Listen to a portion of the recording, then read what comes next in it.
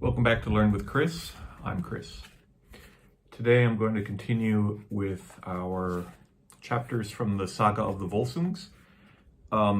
Chapter 4 is quite short, so I'm going to do that and chapter 5, which is quite longer. So together it'll be probably a longer video. But before we read chapter 4 and chapter 5, let's recap chapter 3. So very quickly. So a king from Jotaland, Sigurd, southern Sweden, he comes to ask for the marriage of Signi, Volsung's daughter. She doesn't want to marry him, but it's not really her choice. Volsung, her father, agrees to the marriage. They have the wedding feast and the wedding effectively. During that event, Odin, unknown to everybody, comes into the wedding feast and he drives a sword into the tree barnstalk. And he says that whoever takes out the sword will receive it as a gift from me and shall prove that they have never carried a better sword. Then he leaves. Everyone at the party, everyone at the feast wants the sword, but only Sigmund, Signi's twin brother, primary son of Volsung, was able to get the sword out from the tree. Sigurd, the king from Sweden, wants the sword and he offers to pay gold for it, but Sigmund refuses and kind of insults him in his refusal. And Sigurd is a bit angry about that, and he will be plotting some type of revenge against Sigmund for the insult as well as for not giving him the sword. So that's a recap. So let's start with chapter 4. Now there is this to be said. Sigurd went to bed with Signi that evening. The next day the weather was good. King Siggeir said that he wanted to return home rather than to wait until the wind rose or the sea became impassable. It was not told that King Volsung or his sons held King Sigurd back, especially when King Volsung saw that Sigurd wanted nothing other than to leave the feast. Okay, so that's like the consummation of the wedding. So now Signi is married to King Sigurd, and they consummate the wedding, the marriage that night. So she sleeps with him. The next day, King Sigurd wants to go home. Now this is unusual because I don't know exactly how many days the wedding ceremonies and the feast would be, but it's not just one day. So immediately after the wedding, Sigurd wants to go home. This is probably not very good culture. However, it does say specifically that King Volsung and his sons did not hold Sigurd back. So basically they let him go. He wanted to go, they let him go, even though it was unusual for someone to leave so quickly. Maybe it's 9 days. I'm just taking a guess because 9 is a very important number in Norse society and Norse mythology. So maybe it should have been 9 days of feasting for such an important wedding, and he wanted to go the next day. So, next paragraph. Then Signi said to her father, "I do not wish to go away with Sigurd, nor do my thoughts laugh with him. I know through my foresight and that special ability found in our family that if the marriage contract is not quickly dissolved, this union will bring us much misery." "You shall not say such things, daughter," he replied, "for it would be shameful both for him and for us to break our agreement without cause. And if it is broken, we could neither have his trust nor bind him in a friendly alliance. He would repay us with as much ill as he could. The one honorable thing is to hold to our side of the bargain." So this is interesting. So Signi does not want to leave her family and go with Sigurd back to Sweden, southern Sweden. And she says, "Through my foresight and that special ability found in our family." So she has some ability to predict the future or to see the future, some type of prophecy. And she knows that, or she's basically warning her father that if I don't divorce this guy like right now, it's going to bring a lot of misery to our family. Volsung does not listen to this prophecy from his daughter, and basically the point is that, well, we made an honorable agreement with Sigurd about the wedding. We have to stick with it.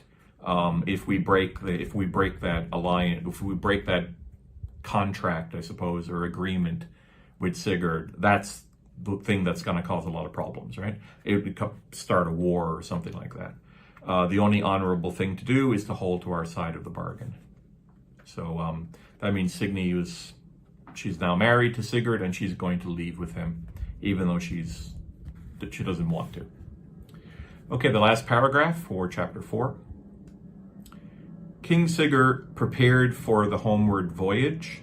Before he and his followers departed from the feast, he invited King Volsung, his kinsman by marriage, to pay him a visit in Jotaland in 3 months' time. King Volsung was invited with all his sons and all the men that he wanted and thought befitting his dignity. By doing this, King Sigurd wished to make up for his shortcomings in not staying more than one night during the wedding celebration, for it was not the custom of men to behave that way. King Volsung promised to make the journey and to come on the appointed day. The in-laws parted, and King Siggeir traveled home with his wife. Okay, so that's the end of chapter 4. So basically, before King Siggeir leaves to go back home, he invites King Volsung, King Volsung's family, all of the sons, in 3 months to come and visit him in his home as kind of a payback for the sorry I'm breaking custom by leaving early. But of course, we'll find out that it's a trap. Okay, so chapter 5 is much longer. So, and a lot of interesting stuff happens here. So let's get started with chapter 5. Now is the time to tell that King Volsung and his sons journeyed to Jotaland at the appointed time, according to the invitation of their in-law, King Siggeir. They set off in 3 ships, all well manned, and the voyage went well. When they arrived off Jotaland in their ships, it was already late evening. Okay, so we skip ahead 3 months, and King Volsung and his sons get on 3 ships with all of their men and small army, and they travel north to the kingdom of King Siggeir. Continue reading. That same evening, Signi, the daughter of King Volsung, came and called her father and brothers together for a private talk. She told them of King Siggeir's plans, that Sigurd had gathered an unbeatable army, and he plans to betray you. Now I ask you, she said, to return at once to your own kingdom and gather the largest force you can, then come back here and avenge yourselves. But do not put yourselves in this trap, for you will not escape his treachery if you do not do as I advise. So, Signi, living with Sigurd for 3 months, she learns, or she knows, or maybe it's her foresight, maybe it's her ability to tell the future. She knows that Sigurd is going to attack Volsung and her brothers with an unbeatable army. So Signi is warning her father Volsung and her brothers to leave, to go back home, and then return in the future with an army to avenge themselves. Next paragraph. King Volsung then spoke. All peoples will bear witness that unborn I spoke one word and made the vow that I would flee neither fire nor iron from fear. And so I have done until now. Why should I not fulfill that vow in my old age? Maidens will not taunt my sons during games by saying that they feared their deaths, for each man must at one time die. No one may escape dying that once. And it is my counsel that we not flee, but for our part, act the bravest. I have fought 100 times, sometimes with a larger army, and sometimes with a lesser one. Both ways I have had the victory, and it will not be reported that I either fled or asked for peace. So, interesting. So, apparently Volsung vowed when he was still unborn. So when he was still, remember that he was born when he was 6 years old because he was in his mother's womb for 6 years. So when he was not a baby, but also not yet born, he had vowed that he would never flee from fire or iron from fear. So basically, he wouldn't run away from a fight. He wouldn't run away from fire because of being scared. And he's done that for his entire life. Now he's an old man, still not going to do that. So, and he also mentions that maidens will not taunt his sons by saying that they feared their deaths. So he's just gonna walk into the trap. He's gonna walk into the ambush because of a vow he made, maybe because of his pride. This might say something about Norse bravery, or potentially also about the Norns as well, because and I've talked about this before when I talked about the Norns, about fate, right? So if you're fated to die at that time, then you just accept it and you go into it. So Volsung's basically saying, like, you know, if it's I'm not gonna flee. If now's my time to die, then it's my time to die. But he's also including his sons in this as well. None of them are going to flee, and his army, right? So basically, in I guess modern language, it would be something like, I would rather die than be called a coward, something like that. So this definitely says something about Norse, the Norse society's ideas of honor and bravery. I would use the word drenger to describe Volsung from this quote. Okay. Next paragraph. Then Signi cried bitterly and asked that she might not be made to return to King Siggeir. King Volsung answered, "You must certainly go home to your husband and be together with him, however it goes with us." Then Signi went home, and Volsung and his men remained there during the night. In the morning, as soon as dawn came, King Volsung ordered all his men to get up and go ashore and to prepare for battle. They now all went on land fully armed, and they did not have long to wait before King Siggeir arrived with his army. The hardest of battles took place between them. The king urged his men forward as fiercely as possible. It is said that King Volsung and his sons went through King Siggeir's ranks 8 times that day, hewing on both sides. And when they intended to do so yet again, King Volsung fell in the middle of his ranks with all his men, except for his 10 sons. Because they fought against them, because the force against them was so overwhelming, they were forced to give way. His sons were seized and bound and taken away. So this is so first, Signi doesn't want to go back to her husband. She wants to stay with her brothers, potentially to die with them. But her father orders her to return to her husband, and she does. The next day, the battle happens, but just as Signi said, it was an unbeatable force, despite the amount of men that Volsung has, despite his command ability and his skill as a fighter.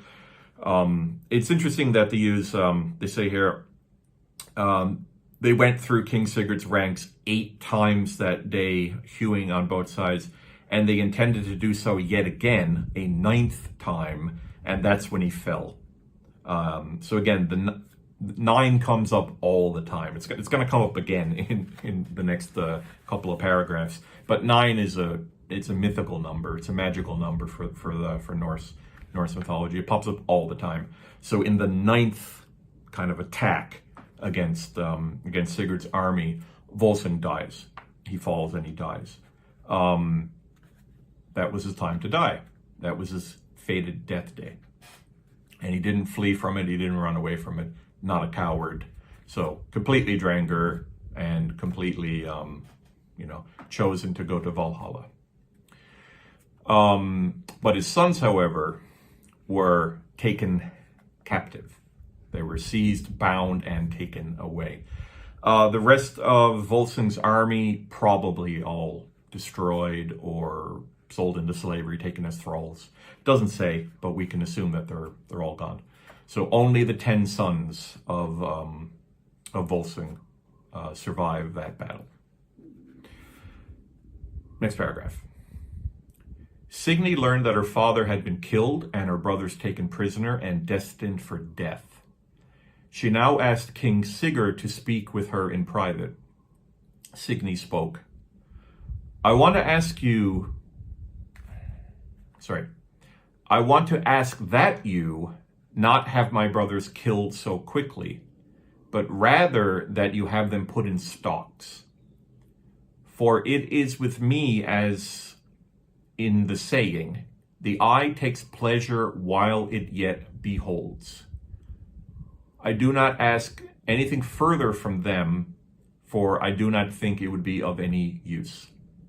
Then Sigurd answered her, you are mad and out of your senses to plead for a worse misfortune for your brothers than that they be hewed down. But I will grant your request because I think it better that they suffer more and are tortured longer before they die.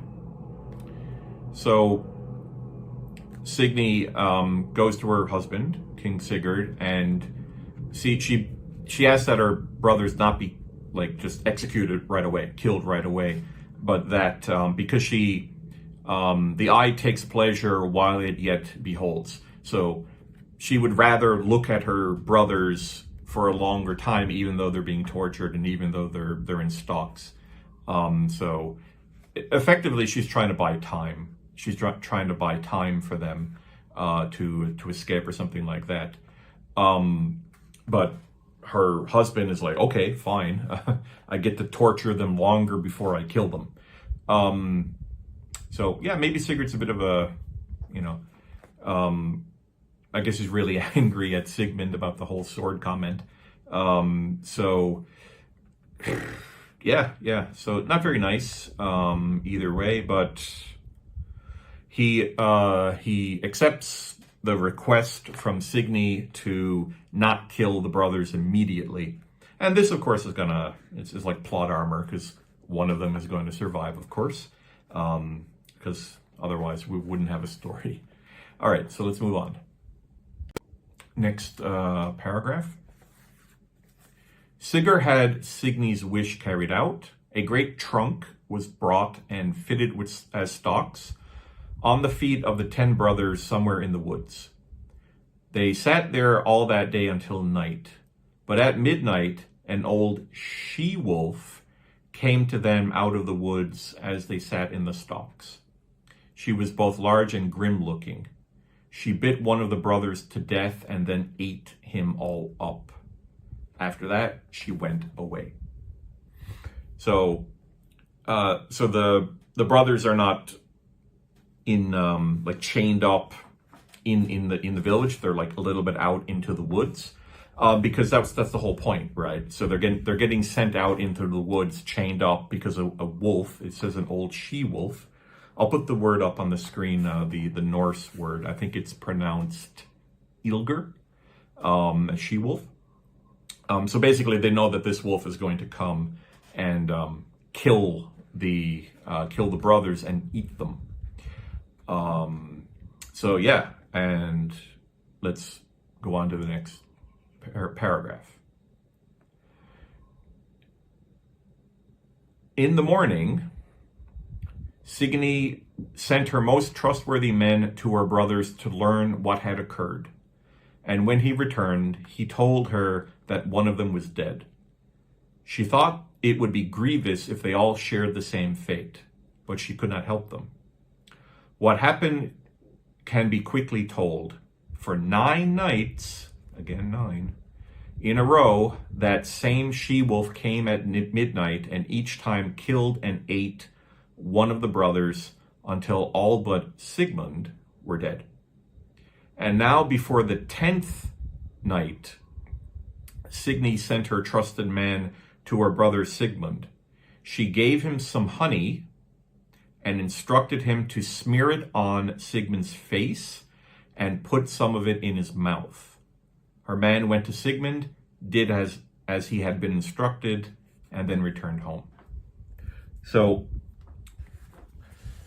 Signy finds out the next day what happened. There's a wolf, and the she-wolf is killed one of her brothers, and this continues for the next 9 nights. Again, it's always 9. 9 is always the special number, which is probably why Volsung had 10 kids, or 10 sons, sorry. He had 11 kids. So 9 and Sigmund. So they're being killed off one by one until finally Sigmund is the last one alive. Signy has a plan, and she gets one of her men to go to Sigmund in the woods and put honey all over his face and in his mouth. Now, perhaps you can guess why, what the reason for this is, but well, I'll give you a second to think about it, and I'll read the next paragraph and we'll find out. As usual, the same she-wolf came in the night, meaning to bite Sigmund to death as she had his brothers. But then she caught the scent of honey that had been rubbed on him. She licked his face all over with her tongue, and then reached her tongue into his mouth. He did not lose his composure and bit into the wolf's tongue. She jerked and pulled back hard, thrusting her feet against the trunk so that it split apart. But Sigmund held on so tightly that the wolf's tongue was torn out by the roots, and that was her death. And some men say that the she-wolf was Sigurd's mother, who had assumed this shape through witchcraft and sorcery. So this is the end of the 5th paragraph. The 5th chapter, the last paragraph of chapter 5.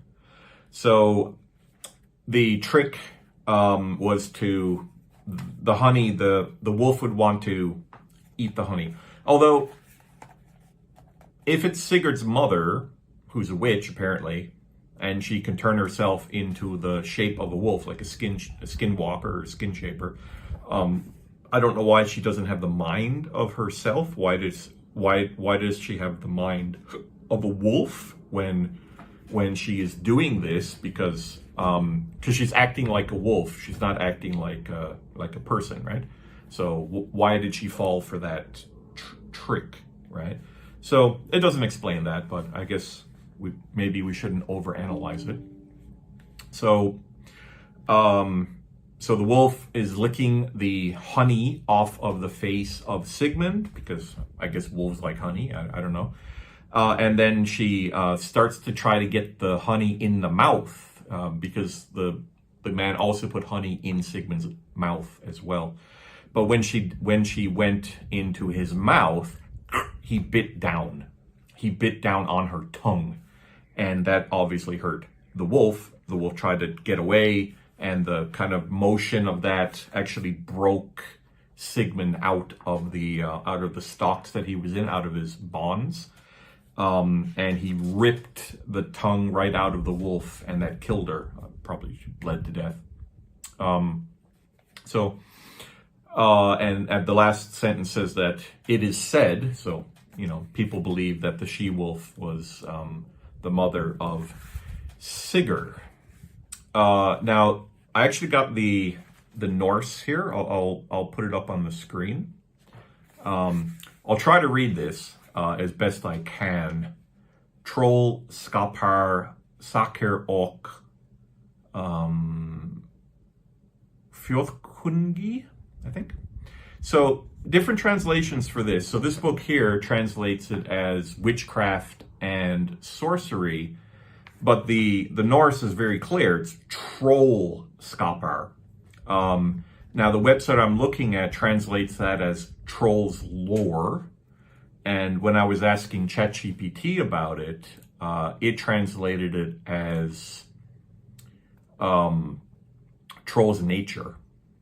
So it's very difficult to kind of pin down what these things mean because we're getting different. I don't have Jackson Crawford's translation, so I'm curious what he would say about it. So witchcraft, sorcery,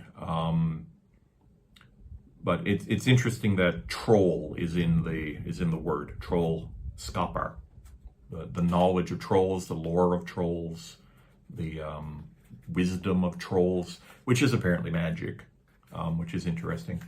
So the mother of Sigurd turned herself into a wolf using troll magic, witcheries, sorcery, witchcraft, that kind of stuff. Although the word witchcraft, though, it's not really sure that would be so appropriate to use because it's too Christian. It's too Christian. The translation is too Christian. It obviously has the Christian implications in the word, right? I'm not sure the Norse would ever use the word witch when they would describe the women who did magic. I don't think they would have been called witches. I got my doubts about that, unless it's like a more modern word put on them, right? Okay, so I'm going to do a little recap. So a recap of chapter 4 and chapter 5. Sigurd, after the wedding, he leaves the next day to go back home. And Signy doesn't want to go, and Signy is worried, and she has some foresight or prophecy that unless this marriage is divorced like right now, it's going to be misery. It's going to be a problem. So she predicts the future, and turns out, of course, that she is correct. But her father says, nope, you're married. That's the agreement we made. It would be dishonorable, of course, to break that.